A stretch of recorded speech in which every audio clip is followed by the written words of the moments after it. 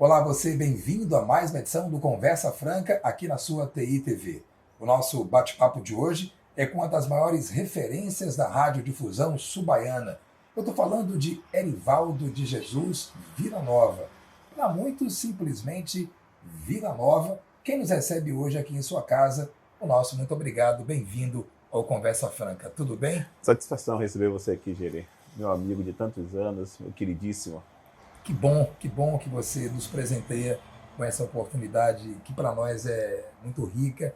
Acho que vai ser uma conversa muito leve diante da nossa relação e durante os bastidores aqui da entrevista, a gente ficava se perguntando como será esse bate-papo nosso, né? Haja visto que diante da nossa intimidade, são muitas coisas que há de ser perguntadas aqui. Mas antes de chegarmos até a figura do Vila Nova, uma referência na radiodifusão, tentar voltar um pouquinho no passado, voltar um pouquinho no tempo, porque a história, ou toda a história, ela começa com o início.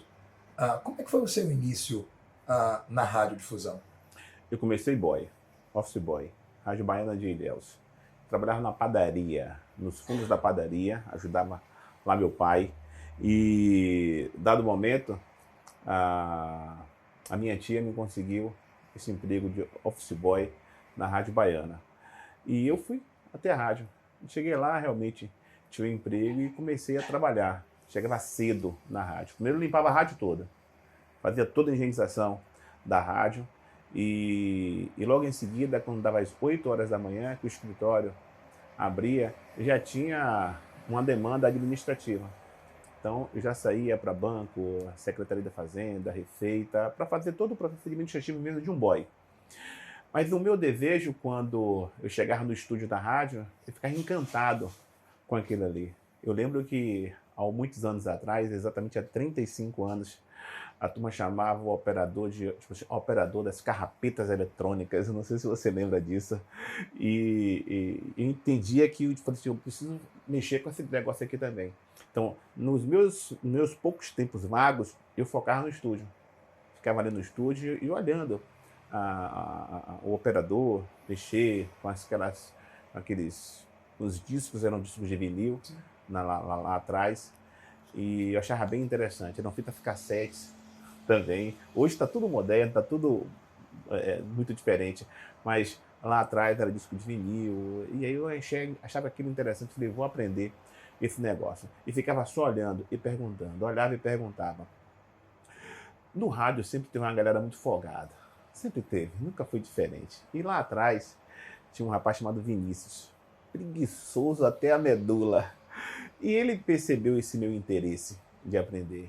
Aí me colocava, senta aqui, e aí sumia, desaparecia. Final de semana, eu saía, dinheiro zero, quebrado, saía do Nelson Costa andando, ia para a rádio, lá, mesmo para trabalhar no administrativo, porque a gente quase que não recebia Sim. salário. A rádio era de Tony Neto e um dos gestores da rádio era Júnior. Eu vou contar tudo. Eu quero saber de tudo, na verdade. Ele tem uma gagueira, né? E aí, depois de muitos anos, a gente trabalhou. Muitos anos não, alguns meses trabalhando na rádio, o dinheiro não saía, e a galera inventou uma musiquinha. Fui trabalhar na rádio do Gago, e o dinheiro demorou de sair. Acionava pra ele, cadê meu dinheiro? Que aguenta aí. Isso com que idade, Vila Nova? Eu tinha 14 anos de idade nessa época, 14 anos, e aí foi quando eu comecei a operar. E aproveitei de alguma forma também da preguiça de Vinícius, que isso aí me deixava ali, eu amava aquele troço, e comecei a operar. E fui ser operador da rádio um belo dia que faltou um operador. O operador simplesmente não foi. Eu não recordo exatamente quem era o operador. O fato é que eu cheguei cedo na rádio, a rádio estava fechada, né? E lá para as tantas, quando a direção da rádio chegou, que abriu, nós colocamos a rádio no ar. Nós não, nessa época eu já sabia operar, mas ninguém tinha essa informação. A direção da rádio não tinha essa informação. E foi quando eu falei assim, olha, eu sei operar. Júnior, você sabe operar? Como é que é isso? Tony Filho, que fazia o programa das 8, para ouvir na praia. Tony não quis nem saber. Falei, você sabe operar? Então senta aqui. E eu liguei tudo direitinho e comecei a operar. E o Gago ficou assim me olhando, Tipo assim, aprendeu como? Aprendeu quando? Em que momento? Nesse momento eu já sabia mexer em tudo aquilo. O interesse do Tony Filho não era que horas que eu aprendi, o interesse era botar a rádio no ar e o programa dele no ar. Eram dois irmãos, Tony Filho, que apresentava o programa, e Júnior, que era o gestor da rádio. O fato que deu meio-dia, nós fizemos o programa inteiro, acabou o programa e foi um sucesso. Ele chegou e falou assim: olha, Júnior, arranja uma pessoa para vir trabalhar na sua vaga de boy. Então, a partir daquele momento, eu já virei operador da Rádio Baiana de Ilhéus e minha vida começou exatamente assim no rádio. Tá muito claro que o ômega 3 está em dias. Tá, né? Porque você é dono de uma memória absurda.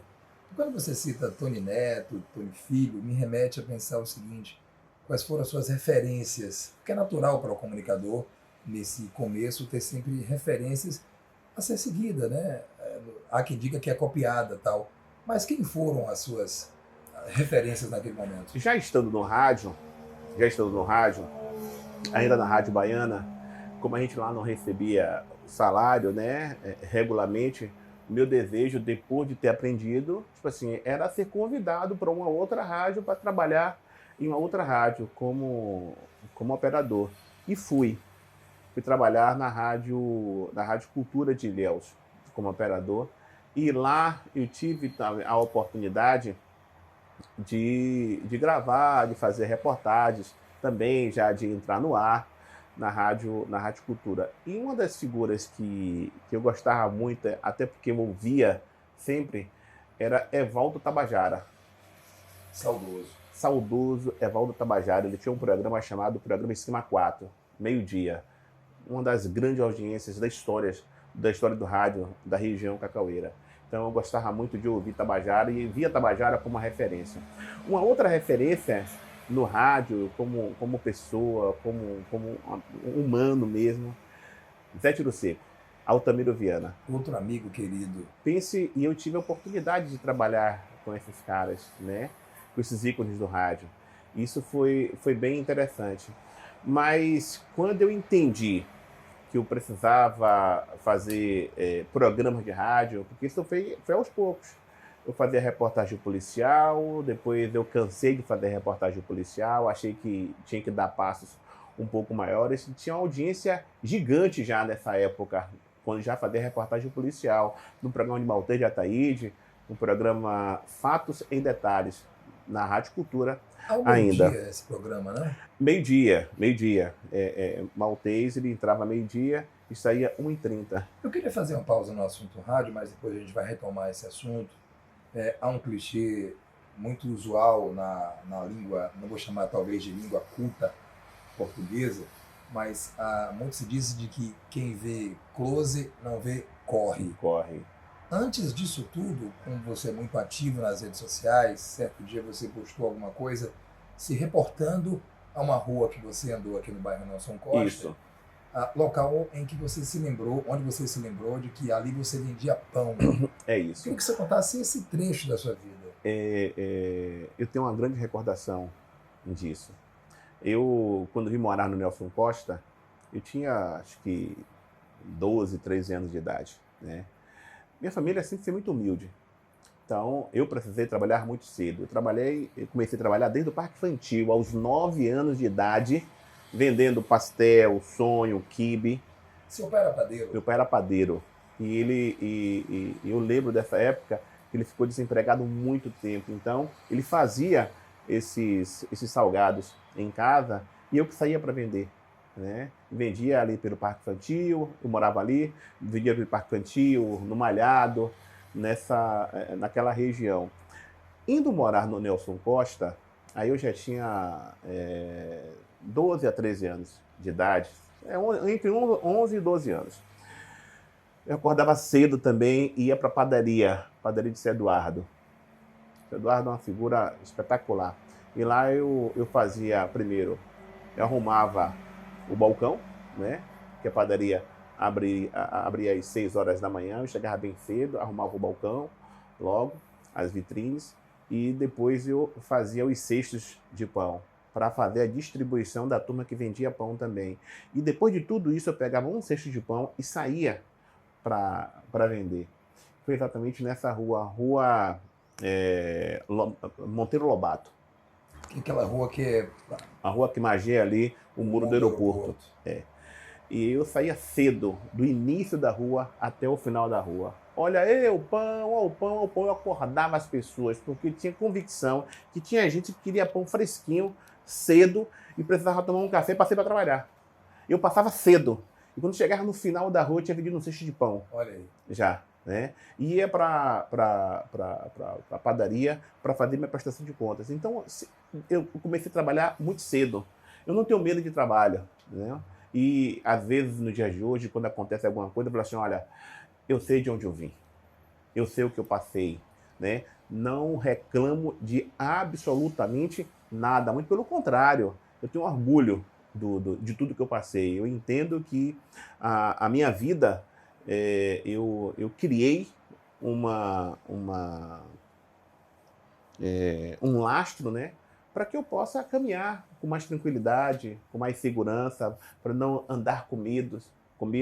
Então, eu acho que foi importante eu ter vivido, não ter nascido em berço de ouro, não ter aquela vida tranquila, porque talvez a gente não consiga na frente, quem teve às vezes uma vida tão tranquila, ter alguns medos na frente, né? Eu confesso a você, Gerei, que é zero de medo, irmão. É zero de medo. Zero. Nada, não tenho um trauma nenhum. Eu não tenho um trauma nenhum na minha vida. Voltando a falar do rádio, quando você começa a fazer as reportagens policiais para o programa do querido Maltês Ataíde, você alcança talvez um dos momentos mais emblemáticos do rádio ilhéense, que foi da ocasião do programa Força Livre. Força Livre. Cuja apresentação era também na Rádio Baiana. Era na Rádio Baiana. Nessa época. Grande boom da sua... Eu creio que sim. No rádio, de audiência sim. Aí eu já tinha 12 anos de rádio. Eu tinha batido no teto da Rádio Cultura e compreendia que ali eu não ia passar. Eu tinha uma participação no programa de Maltês, era repórter do programa de Maltês e queria fazer algo diferente, né? Foi quando eu e Marinho Santos, nós compramos um horário na rádio Baiana de Ilhéus, e eu estou retornando para a Rádio Baiana já, isso depois de tantos anos, né? Eu retorno para a Rádio Baiana já apresentador de rádio, de programa, já comunicador, com estrutura, e aí eu montei um programa, fazia a gestão do programa, o administrativo todo era comigo, porque um programa de rádio, a turma pensa que é só entrar no ar e fazer. Você era mais organizado financeiramente que o Marinho Santos? Eu creio que sim, eu não sei exatamente como é Marinho, assim, na questão do financeiro dele, mas eu acho que era mais organizado porque eu acabei tomando a responsabilidade de fazer a gestão do programa. Me recordo, e aí eu vou tornar público o que via na ocasião do Força Livre, que a cidade parava. Até diante do que era revelado no programa, tinha brigas de casal, tinha roubos de galinha. Falava de tudo. Falava de tudo. A mulher que foi traída e que quis matar o marido. A gente fazia questão de entrevistar essa mulher, porque a gente sabia que o relato dela dava audiência. Era isso. E eu andava pela cidade naquela ocasião e isso reverberava de tal forma que era de ponta a ponta. Os taxistas ficavam com o carro ligado no Malhado, na Praça Cairu. Isso tinha um apelo muito grande. Eis que em dado momento, o que era sucesso se acaba. A que se deve a que você atribui, na verdade, o final do Força Livre com Marinho Santos? Ciclo. Acabou aquele ciclo. Fechou. E cada um teve que tocar uma razão óbvia? A sua vida. Não é que não teve uma razão óbvia, não. Chegou um momento que eu precisava dar passos mais largos, né? Era muito importante ter uma audiência, mas eu compreendia que não precisava só da audiência. Eu compreendia que precisava da audiência e, além da audiência, eu tinha que transformar aquela audiência em Eu tinha que monetizar aquela audiência. Por quê? Porque eu tinha contas para pagar, né? Não que a gente não ganhasse dinheiro, a gente ganhava dinheiro. Eu não precisava ganhar mais, porque eu precisava de outra vida. Eu precisava dar uma vida melhor às pessoas ao meu redor, então eu precisava monetizar aquilo ali. E você não consegue monetizar no patamar que eu desejava, monetizar notícias de polícia.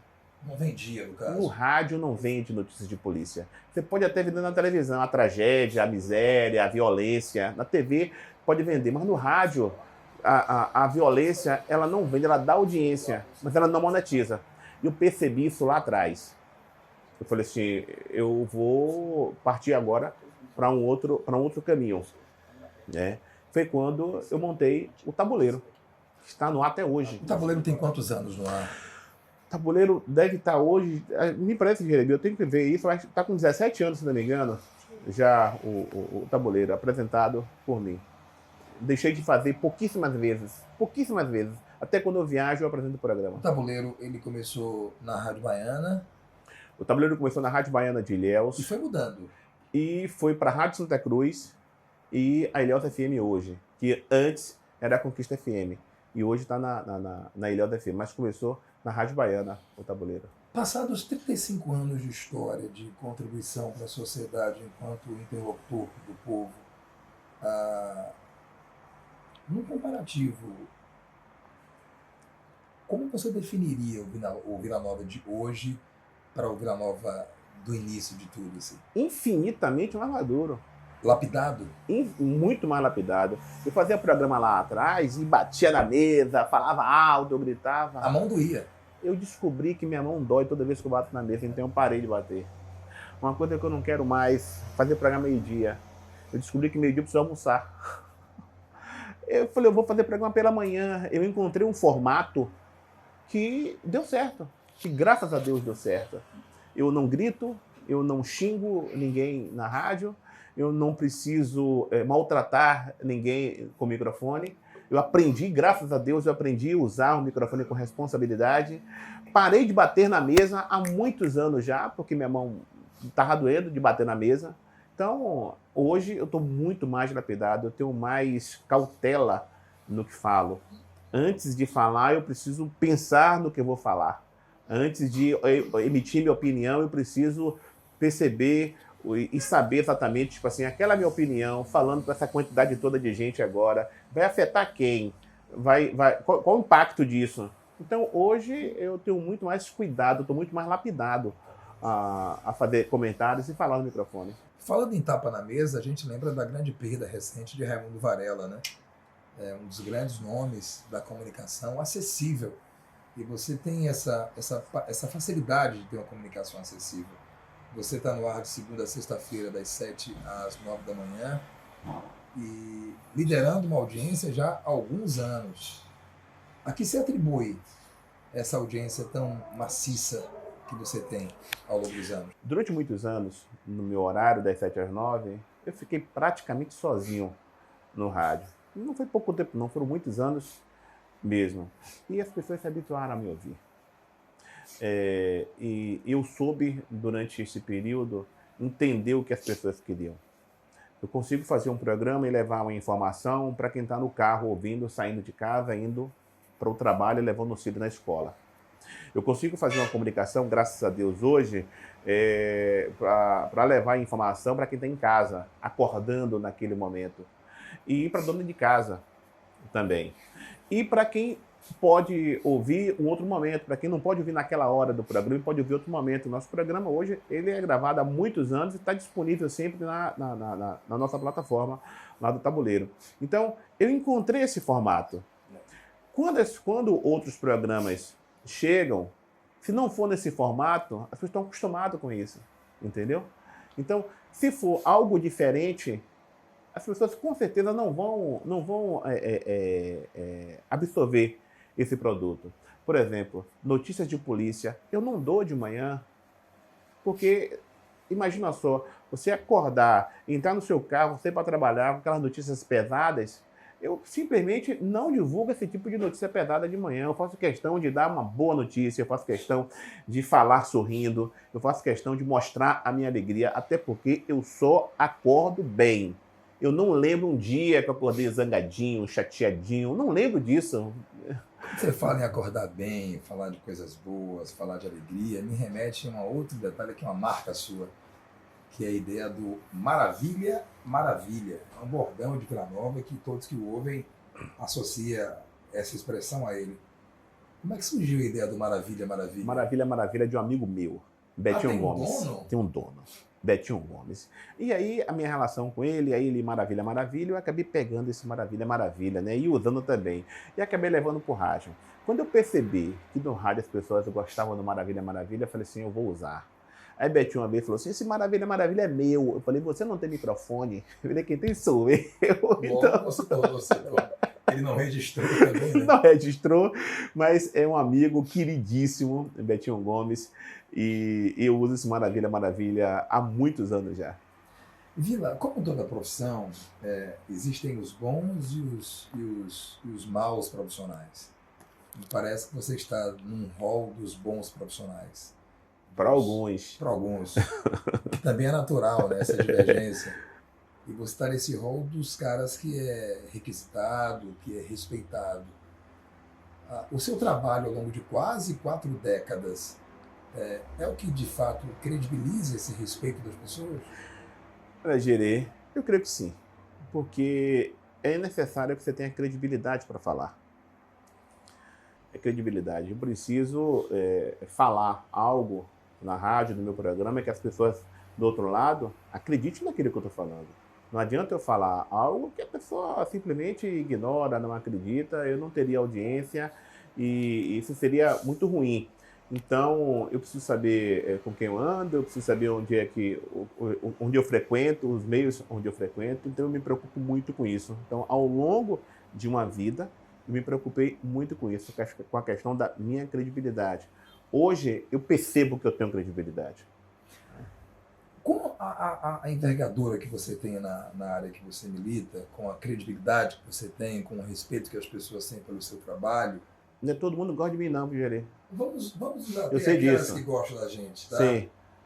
Isso, na sua grande maioria, acontece, já aconteceu e vem acontecendo com outros comunicadores, algum deles se enveredar pelo caminho da política. Em algum momento já passou pela cabeça a ideia de ocupar um cargo público? Nunca. Não faz parte da minha vida isso. Medo? Não, eu não tenho medo não. Eu tô no rádio já há 35 anos, então eu já tive assim, vários contatos com vários que passaram pela política, né? E aí, quando você vai ver o resultado, não é tão bom, não é tão bacana. Então eu falei assim, por que eu tenho que entrar para ficar nessa situação? Eu estou muito bem como eu estou, então não passa por minha cabeça. As pessoas falam, Vila, você tem que ser candidato a prefeito. Eu falei, irmão, esqueça isso, não passa por minha cabeça isso. Vila, você tem que ser candidato a vereador. Eu falei, me desejo coisa melhor. Então, para mim não quer dizer absolutamente nada. É ruim ser prefeito? Olha, o CPF é seu. O CPF é seu. Numa gestão, você obrigatoriamente precisa nomear secretários. Você nomeia alguém que você imagina ser competente, ser sério, ser honesto, 1000 coisas. E, de repente, essa pessoa faz uma traquinagem e você ouve de manhã na rádio ou lê nos blogs que teve casos de corrupção no seu governo, coisas que às vezes você nem sabe. Você não toma nem conhecimento, não passou por você. Foi uma traquinagem de um secretário, foi uma traquinagem de um superintendente, foi uma traquinagem de alguém que é você que responde. Por quê? Porque é você que responde? Porque é o seu CPF que está em jogo, entendeu? Então, eu não me envaideço com essa coisa, não. Eu já imaginava que seria uma conversa, além de muito franca, seria uma conversa esclarecedora para todos nós. A Conversa Franca faz uma pausa rapidíssima e volta daqui a pouquinho mais com mais bate-papo com Vila Nova. Não sai daí que a gente volta já já.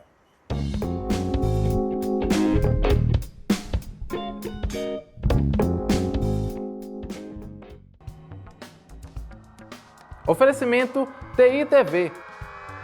Tudo isso para você.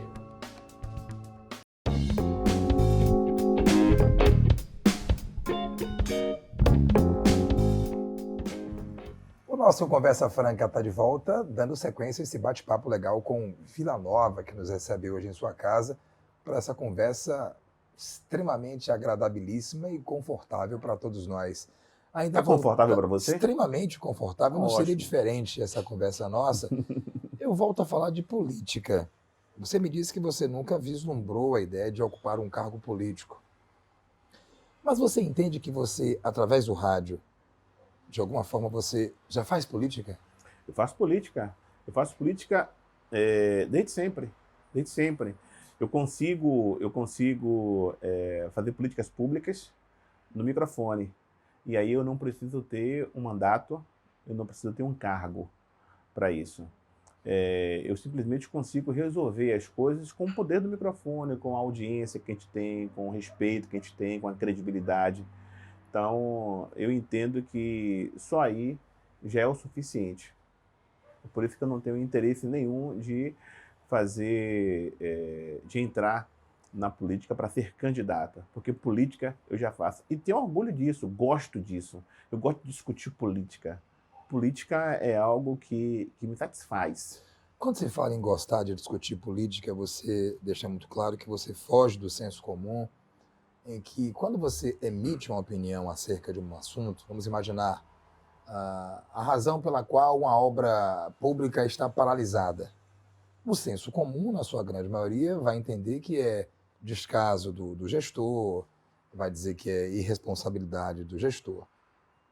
O seu conhecimento acerca da política, e você fugindo um pouco do senso comum, na hora que você emite a opinião, é uma opinião técnica, explicando a razão de fato, a razão legal por que aquela obra está parada, isso você acha que isso gera uma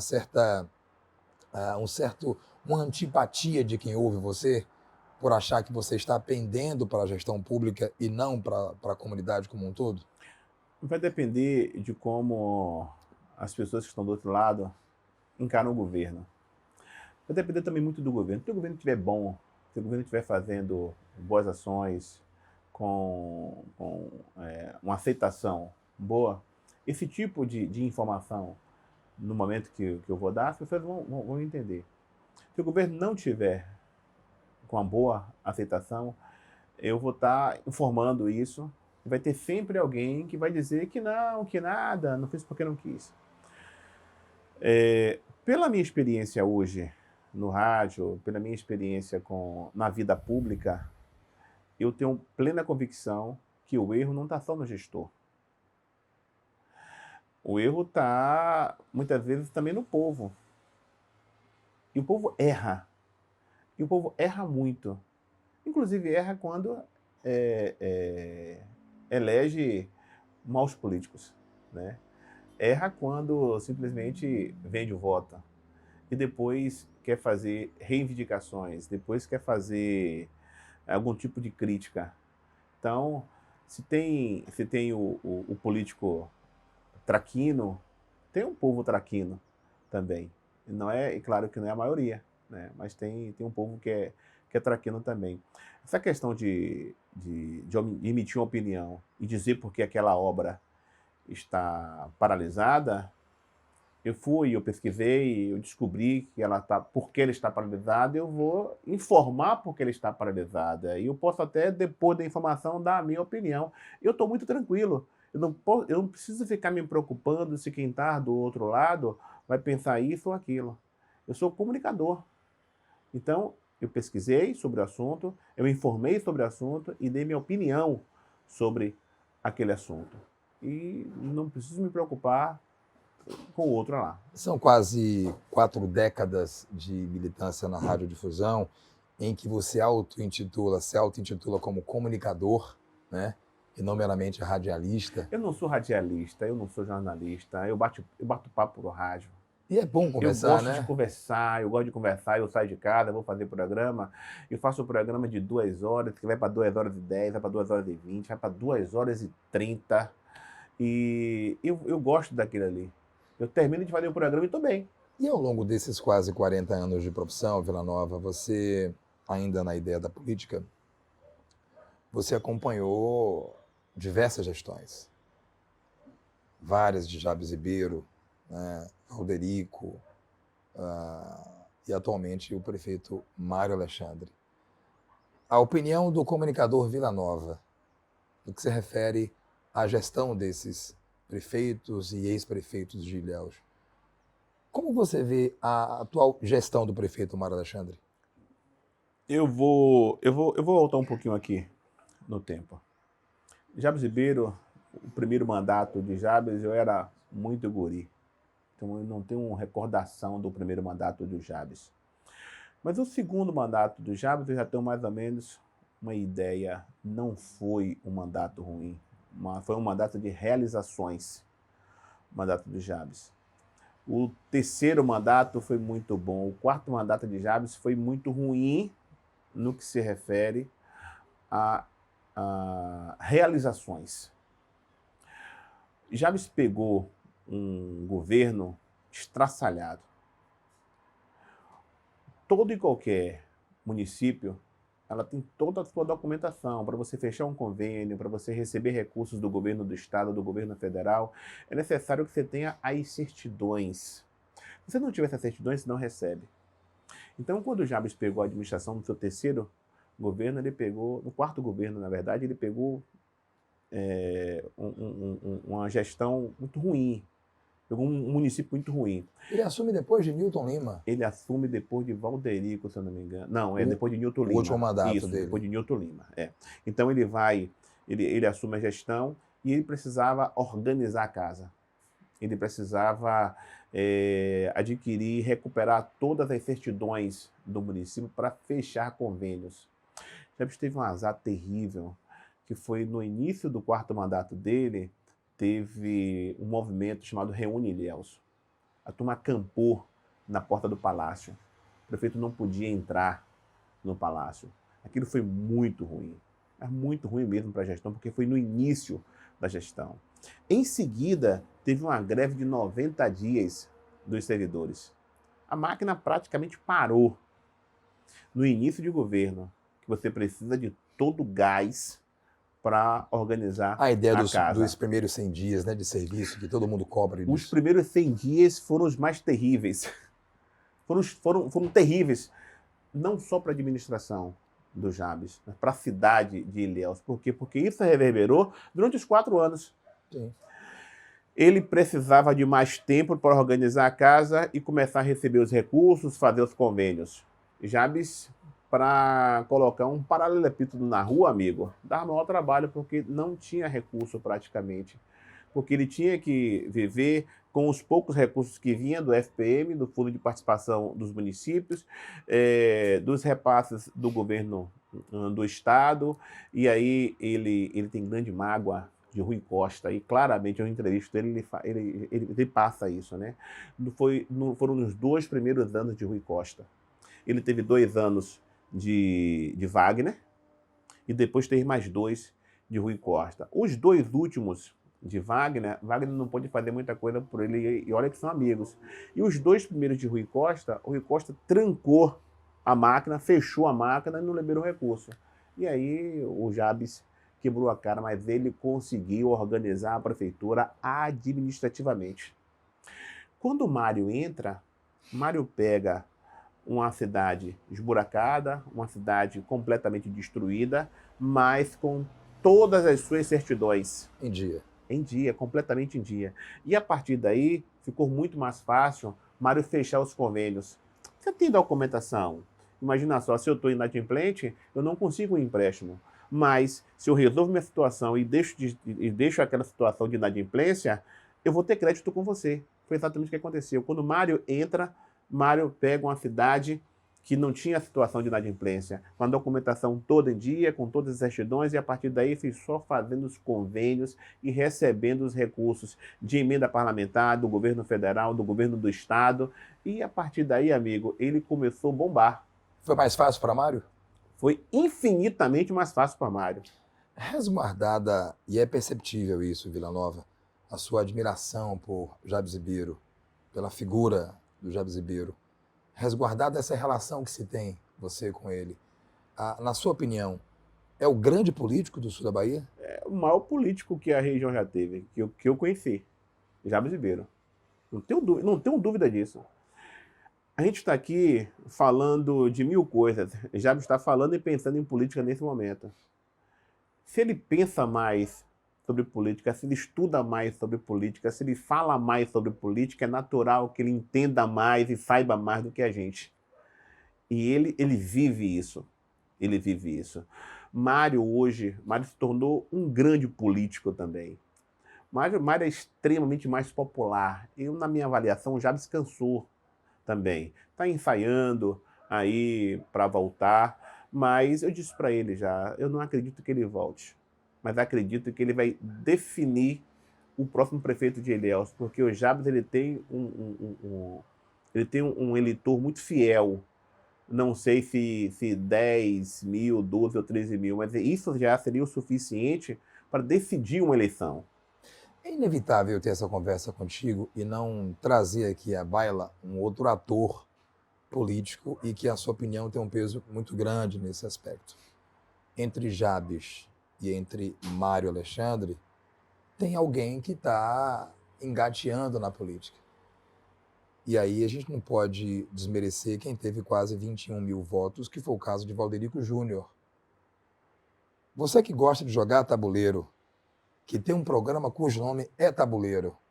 Nesse tabuleiro da política, como é que você vê ali a figura do Valderico entre essas duas figuras, Jabs e Mário? Quando você fala que Valderico teve quase 20 mil votos, é isso? 21 mil votos. 21 mil votos, isso foi para prefeito. Salvo engano, 20.265 votos para prefeito. Para prefeito de Ilhéus. Depois disso, Valderico cometeu, na minha avaliação, um grande erro, que foi candidato a deputado. Então, esses 21 mil votos, amigo, ele não existe mais. Você conta a última eleição que ele teve, que foi uma votação pífia.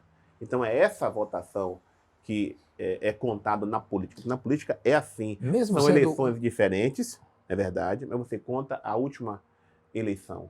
E ele teve isso. Eu falei para ele, já inclusive numa entrevista que fiz com ele, disse para ele que ele se equivocou em ser candidato a deputado.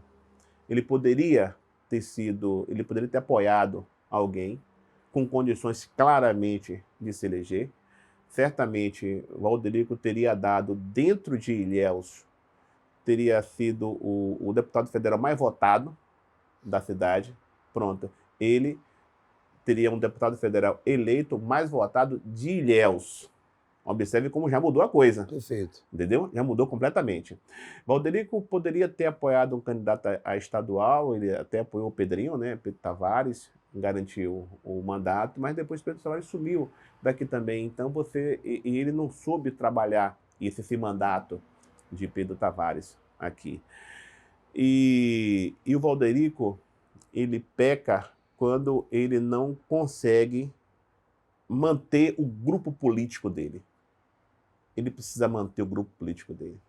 Se ele não manter esse grupo político dele, ele vai ter dificuldades lá na frente. Diante desses pecados cometidos por Valderico nas últimas eleições, isso fragiliza para as próximas eleições municipais?